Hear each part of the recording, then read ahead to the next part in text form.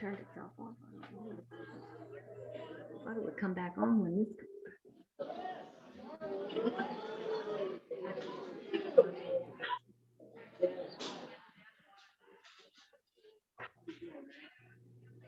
Is it going?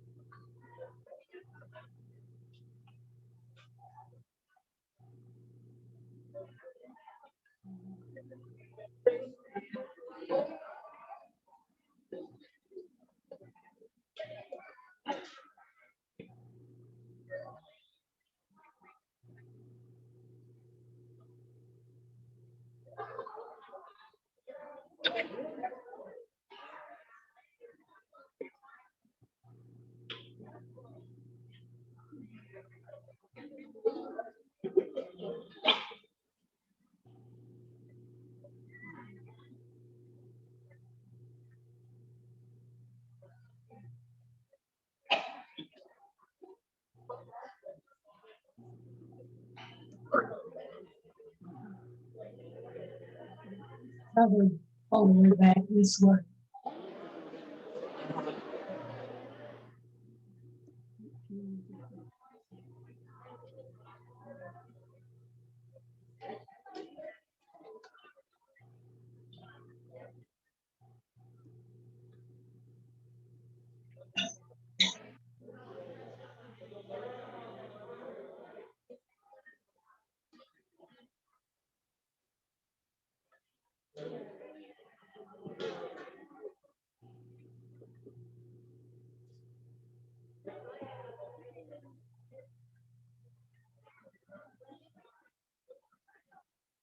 Welcome, welcome.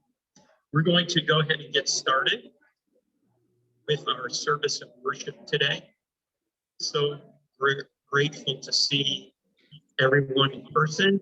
We are delighted that many of you have been able to join us on Zoom or Facebook Live. We appreciate your presence either way for this service of worship on this fifth Sunday of Easter time. We, those of us who are gathered in person, we will obviously try to maintain physical distance and continue to mask up when you're proximate to anyone.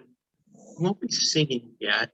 We'll just have our musicians lead the singing. But what we're really hoping is that you can use your body to enjoy the music, clapping, swaying, whatever the Spirit encourages you to do with the music this morning. Come as you are, but also as we are all becoming. Come for mutual healing, honest with our blind spots and our bright spots. Come to experience the sacred, not just talk about it. Come with your identities, your feelings, all your questions. Come to live for beloved community. Whether you are here joining us in person or virtually, you are welcome with us. Whether this is your first time to join us at Parkway or your umpteenth time, you are welcome here. Regardless of where you live or your what you have in your bank account, you are welcome here. No matter your sexual orientation, gender identity, or expression, racial, ethnic identity, you are welcome with us. No matter what your spirituality is, or your ethics and conscience, your tradition, you are welcome with us. Whoever you are along life's journey, you are welcome here. Thanks for joining in on that. Our opening song is offered by, we're so delighted to have Dan Knight with us in person as our accompanist, and he will accompany Sterling. This is the day. Good morning. This is the day that the Lord hath made, and let us rejoice in it. I'm going to ask that you stand, and because we can't verbally sing out yet without mass, let's just praise God by moving our bodies or clapping our hands to show him that we are happy that he has made this beautiful day, giving us an opportunity to be here.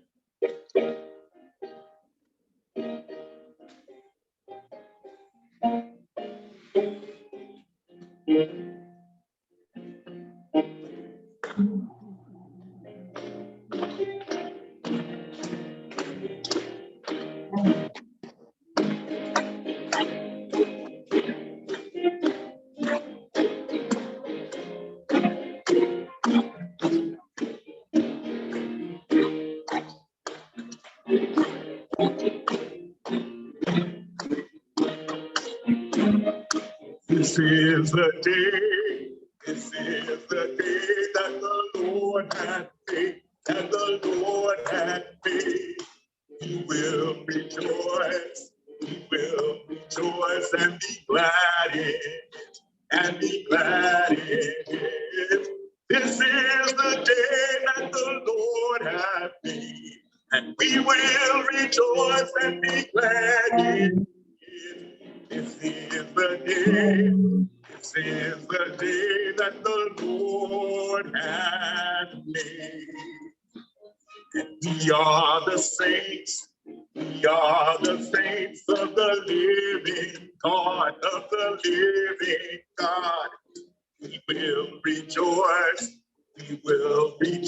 and be glad in God, and be glad in God. We are the saints of the living God. We will rejoice and be glad in God. We are the saints of the living God.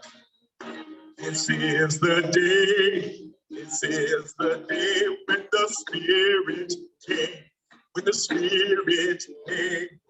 We will rejoice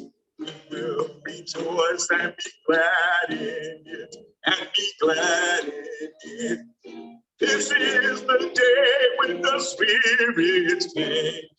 We will rejoice and be glad in it. This is the day when the Spirit came. Amen.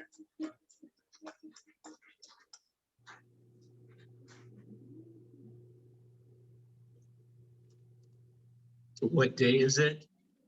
This is the day that our God made. Andrew's going to lead us in a gathering prayer.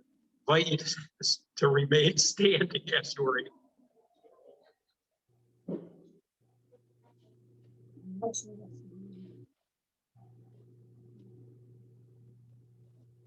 We stretch, raised on our tip-tops, one arm stretched, then the other. We reach skyward, basking in the light. We fold our hands before our chests, bending slowly forward, bowing to the divine spark. threaded through all creation, holding us together, a unity of life. We plant our feet in a firm and grounded posture, arms to our sides, our backs straight. We rest and breathe, aware of our place on this earth. Amen.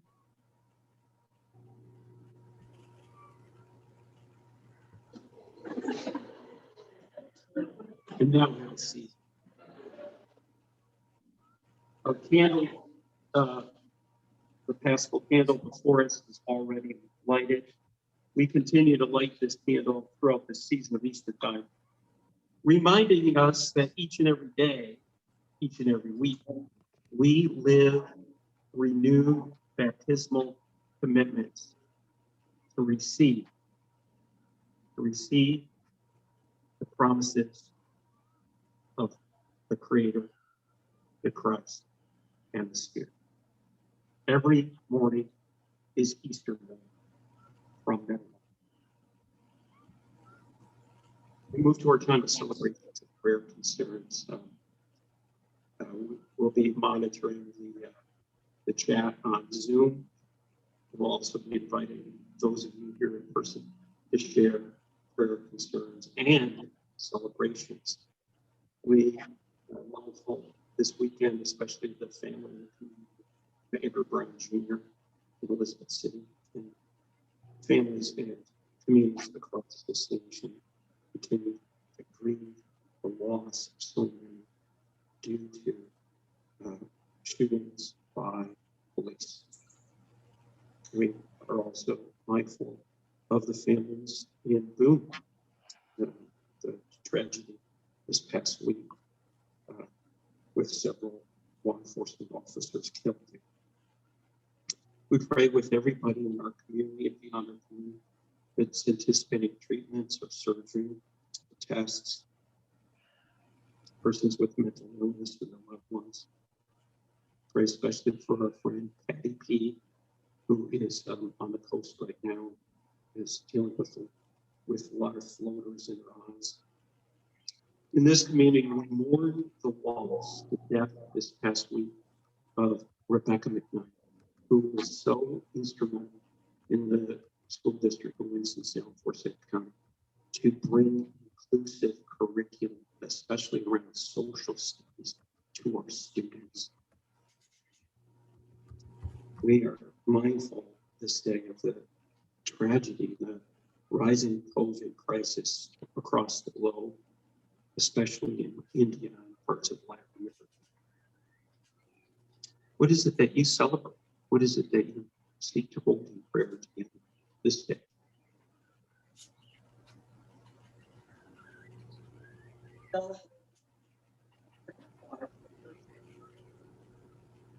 My only granddaughter, they live in California. In 15 months, anyway. I flew out last week, 10 weeks together. Name is Paige. She's 12. Yeah. Celebrations that Kate met her granddaughter this week. Pray. We continue to pray for all of Craig's siblings, especially Therese today. Oh, for Michael's sister, Therese. All right, Cynthia. Can I add something?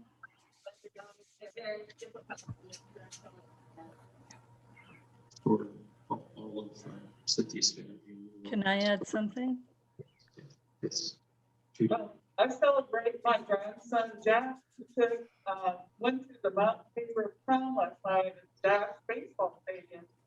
And he took his girlfriend and his girlfriend. So he had 2 women on the team. Celebrations for Judy's grandson Jack going to Mount Tabor prom. You know.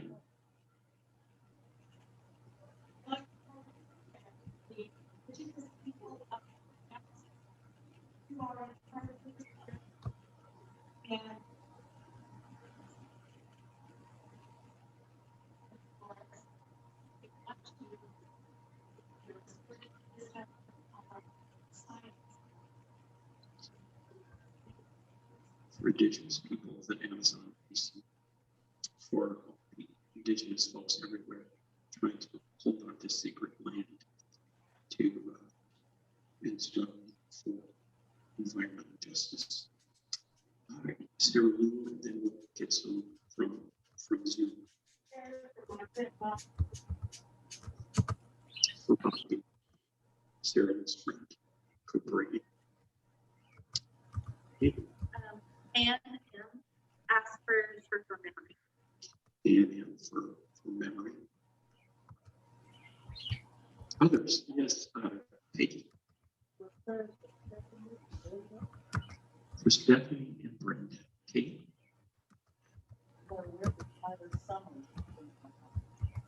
Prayers for Tyra, who's hospitalized. Continuing campus life as we try to think about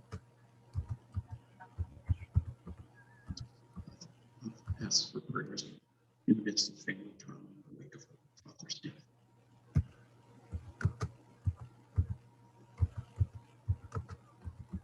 We Craig, know that the sacred presence not only receives all these celebrations and prayers, but offers presence, courage, loving hope in the midst of all which we face.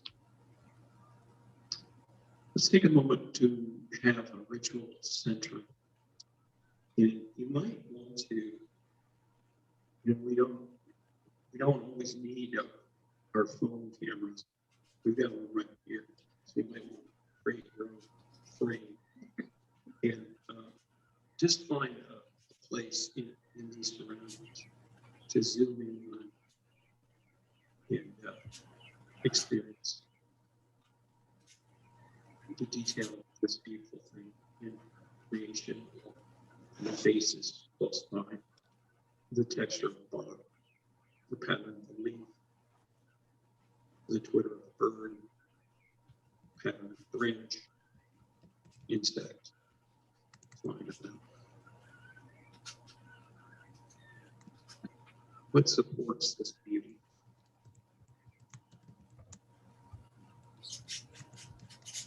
How does this part of creation relate to you, support you?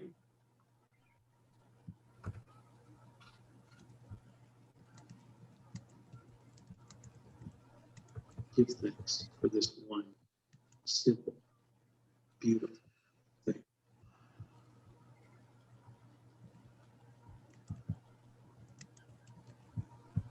Pray the prayer Jesus taught in the language and tradition of our choosing. Our Father, Mother, who art in heaven, hallowed be thy name. Thy kingdom come. Thy will be done on earth as it is in heaven. Give us this day our daily bread. Forgive us our sin as we forgive those who sin against us. Lead us not into temptation, but deliver us from evil. For thine is the kingdom and power and all forever. Just want to express gratitude for seeing many we've not seen in a while. It's so great to be with you in this space, especially Carolyn. Great to have you with us. I invite you to share a sign of peace in a way that feels safe and comfortable to you. Share greetings. We offer the peace of Christ to everybody joining us online.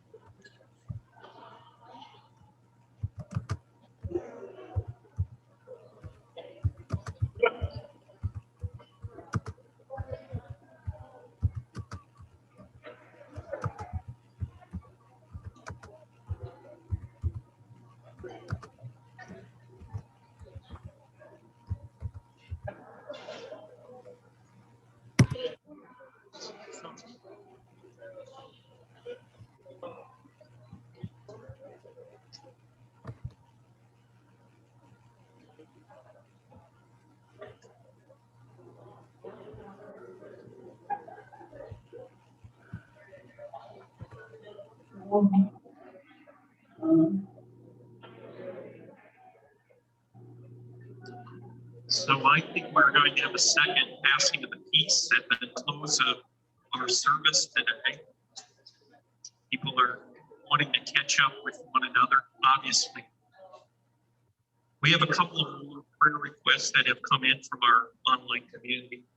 Steve B is asking for prayers for Pastor Laura, who is at the end of life in Richmond. And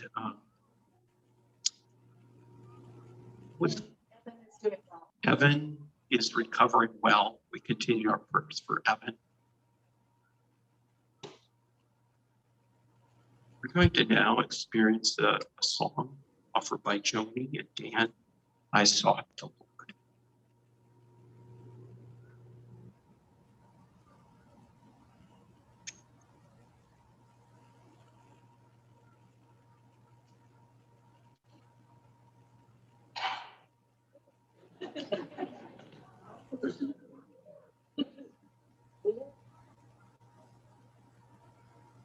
This is a hymn that I grew up with in the Mennonite tradition called I Sought the Lord.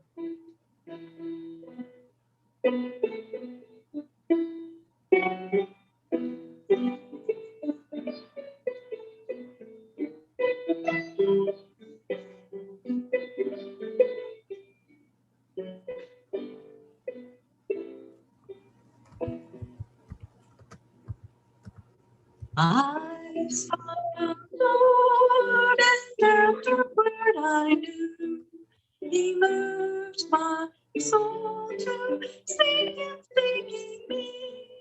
It was not I that found a Savior true, no, I was found of Thee.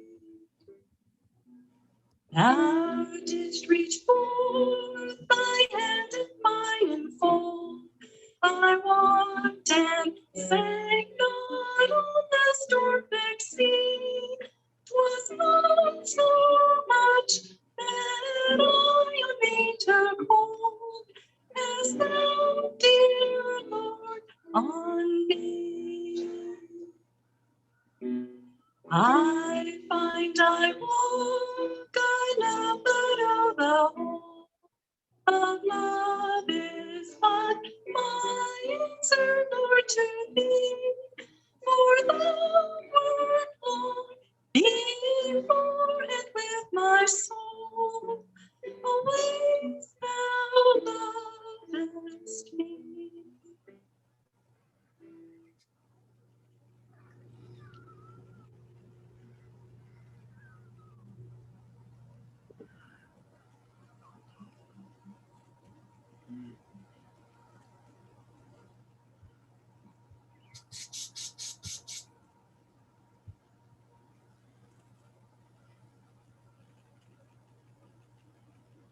Hear this reading from John chapter 15, verses 1 through 8, the Common English Bible translation. I am the true vine, and my Father is the vineyard keeper.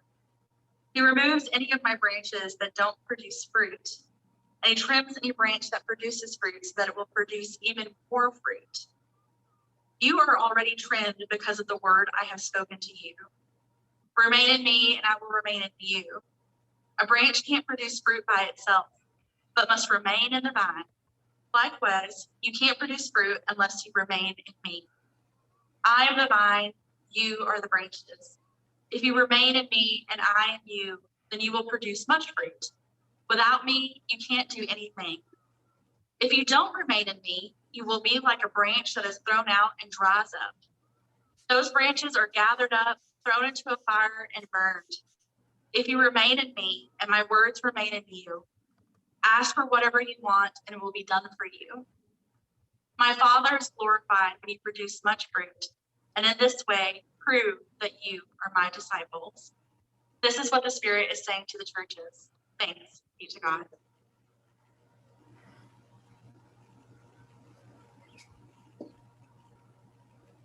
Well, Andrea already proclaimed it. You must remain in me. must abide in me, must be steadfast in me. I wasn't able to join Bible study this Sunday morning, but last Sunday morning there was already some questions brought up in Bible study about this passage. Some disturbing souls about this idea of being cut off as a branch and thrown into the fire. And it is true, some of these images can be rather off-putting. Getting pruned and thrown in the fire isn't exactly a conversation you want to have with somebody you want to invite to church.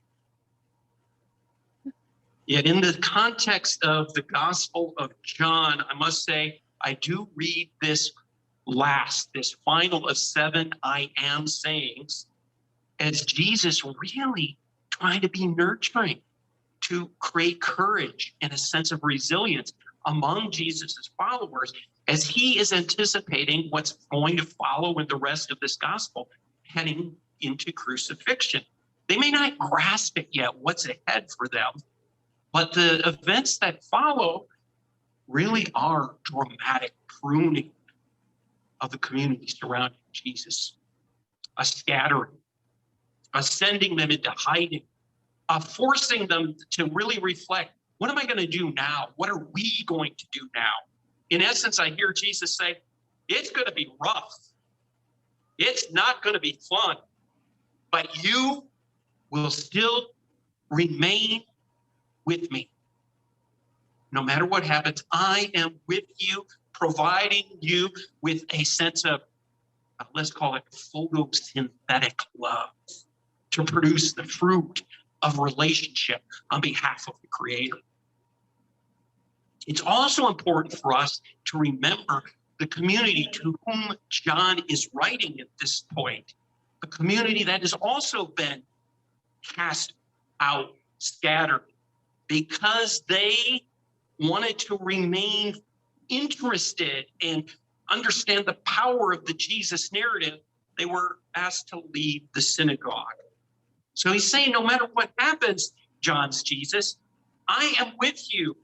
You may get locked off, you may get pushed back, you may get cut down, but it is possible that we may have that experience allow us to focus more particularly on relationship.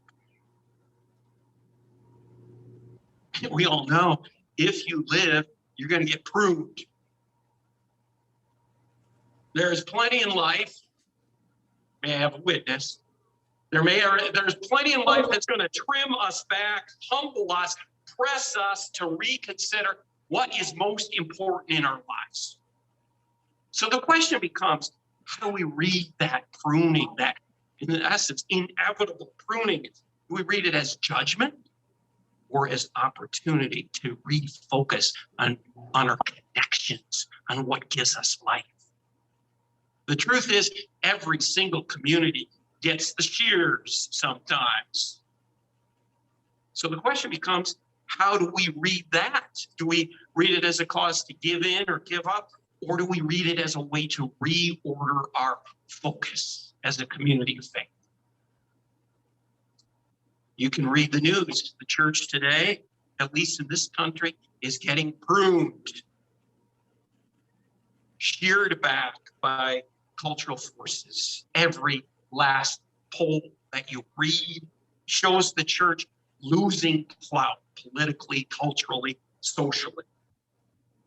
And I have to say, there are things about the North American church that probably needed to be cut back and thrown into the fire a long time ago. But maybe it's not so much as judgment as a way for the Holy One to create some really good biochar. You know, that charcoal that adds nutrients to the soil to nourish what God is doing with the church into the future to bear witness. So it's not time for us to wring our hands yet, folks. The church is not dead.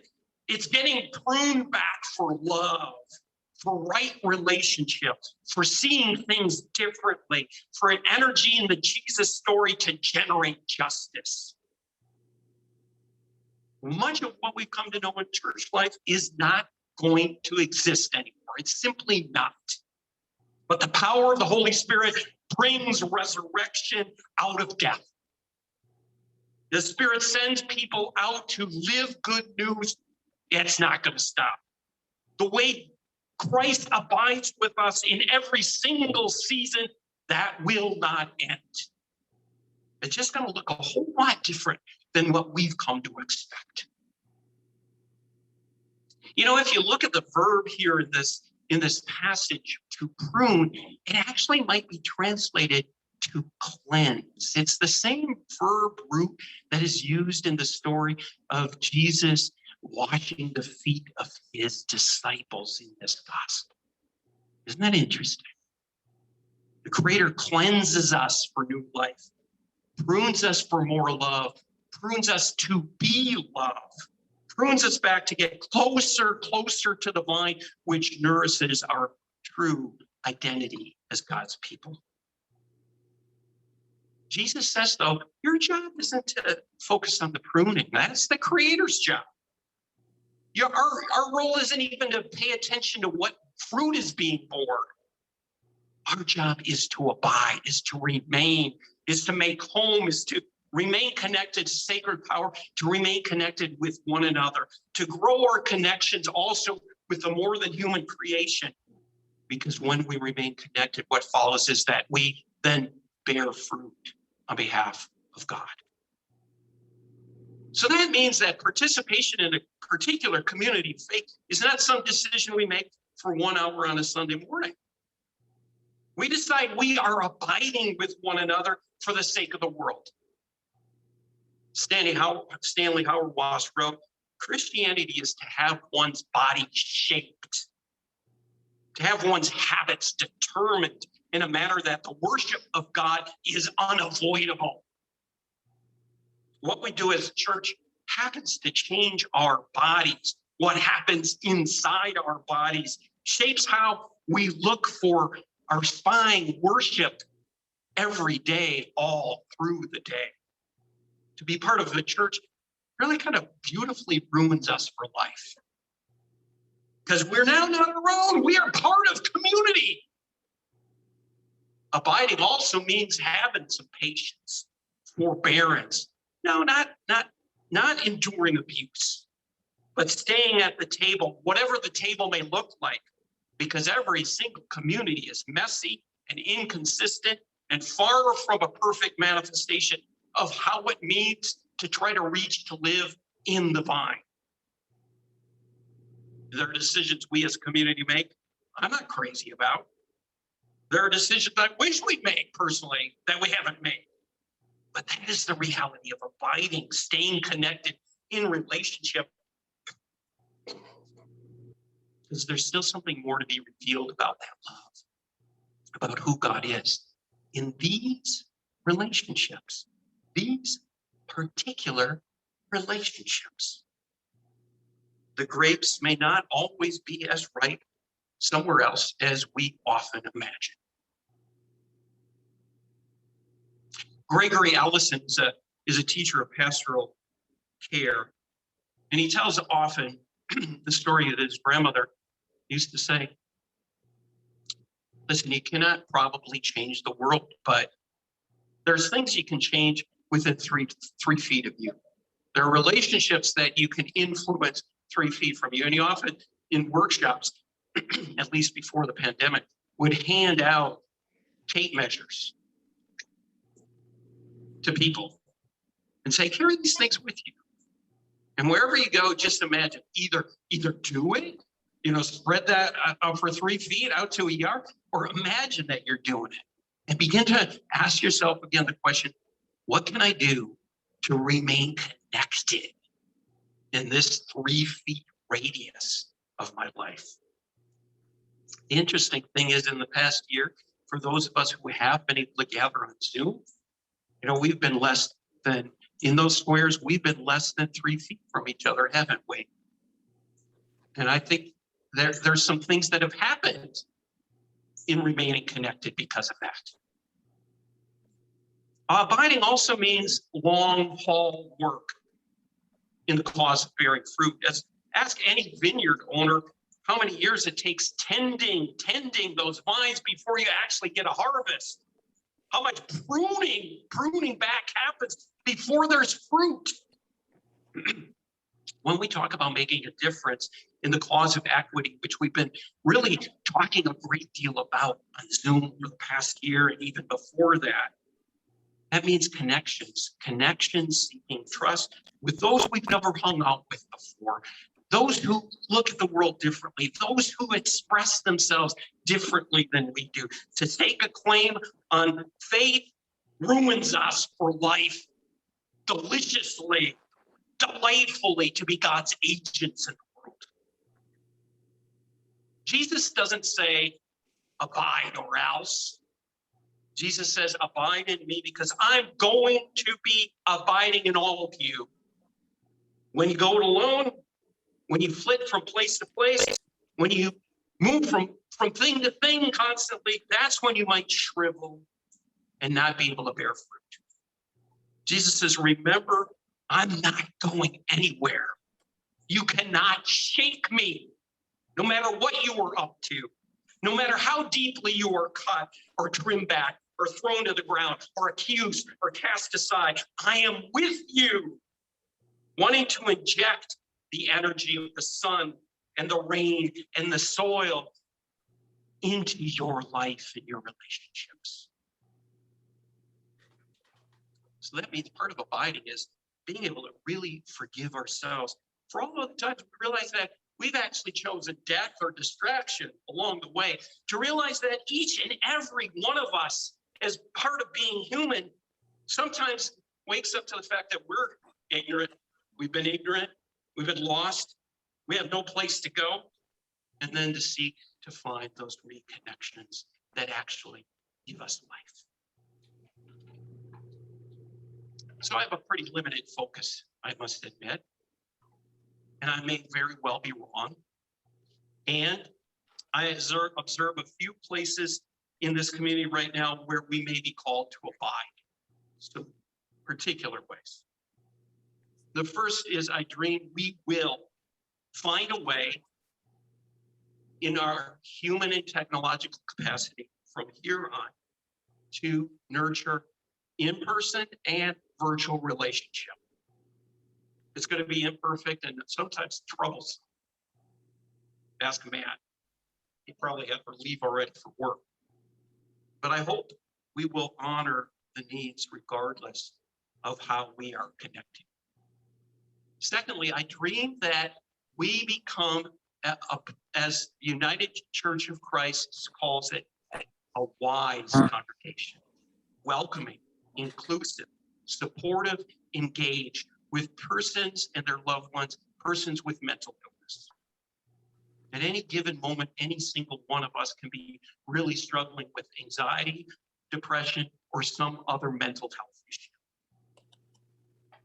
How is it, in particular, the Spirit is leading us to embody connection, abiding with those of us who sometimes don't even want to abide with ourselves? May we covenant to be dependable in a couple of specific ways in this realm to be a wise congregation. I dream we are a community which will continue to be part of the local racial equity challenge. That means having a voice in this current lively local dialogue about reparation and apology. That means probably continuing to engage in questions in our relationship with Wentz Memorial, who is celebrating this year their 100th anniversary as a congregation, and we're all invited to be a part of that. There are many, many reasons why this congregation was started in this city more than a decade after Wentz Memorial was already worshiping. Two churches of the same congregational Christian heritage in the same city, and yet there was a need to start another congregation. So what kind of reckoning is required of us beyond our occasional worship and study together? Does our relationship require a deeper truth-telling and a specific response on our behalf as a result of that truth telling. I dream we can find some degree of focus in our environmental commitments as a congregation, that we can be a place of building local resilience in the midst of this climate crisis, as we pay attention to the need for policy advocacy, as we also connect with the spiritual truth and wonder of creation that is always abiding and having our back. And then I dream that the external work is not just the external work, but it is driven by the internal work that we do. The very worshipful work of growing our capacity to get centered so we decenter ourselves and our experience and minimize harm in new relationships with others. So we have tools to communicate in practices of nonviolence and connect with our inner teacher that can actually lead us closer back to the true vine. So there's no question, especially in this last year, we have experienced pruning. The question is, could we see it as also cleansing? Ways that we connect with the Spirit to be transformed. To stake a claim on faith ruins us delightfully, deliciously, to be God's agents in the world. Thanks be to God.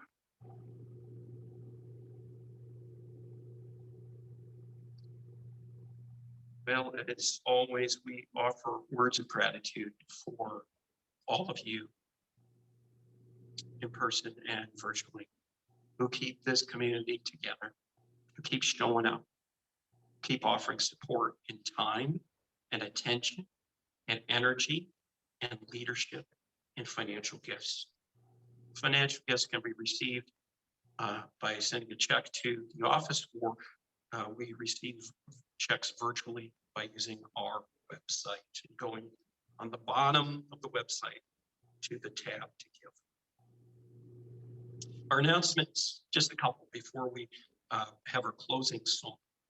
Next Sunday, 9:15 is the second Sunday, and I'm excited to, in anticipation of the presentation of our food access equity team, talking about food access and what we can do about it here in Winston-Salem and in Forsyth County. And related to that, we've been doing a lot of work these past weeks and developing a community-supported agricultural subscription. So for 8 weeks in July and August, and then for 8 weeks in September and October, 2 different programs, you can receive a box of fresh produce produced by Black local farmers. You can do a half share, because these are for families of 4. You can do just a half share. You can share it with somebody else. And if you do it this summer, 1 share means that you are also offering another share to a family who's hungry, who can't afford to have a share here in the city. So more details will be coming about that, but prayerfully consider that. It still means you can go to the farmer's market and have that wonderful experience and support Ken and everybody else. But it's also a way for us to commit to support of local Black farmers. This Saturday, I know Barb is here. She wants to sign you up right now. 9 a.m. work fun day at the church to make some improvements to our grounds. Lots to do. Come for as long as you can. It'll be enjoyable to be with one another. There's some great wood there that we have to get rid of. So if somebody's looking for firewood, keep that in mind. And the bonus, yesterday afternoon, I harvested the first quart of strawberries from our island, so you can get some strawberries. Hopefully there'll be plenty there. The environmental discernment, the green team, whatever we call it, a week from this Tuesday night is going to meet on Zoom at 7 to continue a conversation of our priorities, of our focus. Also, there are t-shirts over here for those of us who are in person. It says Schaub on them, but they're not mine. So if you didn't get a t-shirt and you would like one, grab the size that's right, and then you can send a check or something as you see fit. Our closing song is Flesh of His Flesh, offered by the Binkleys.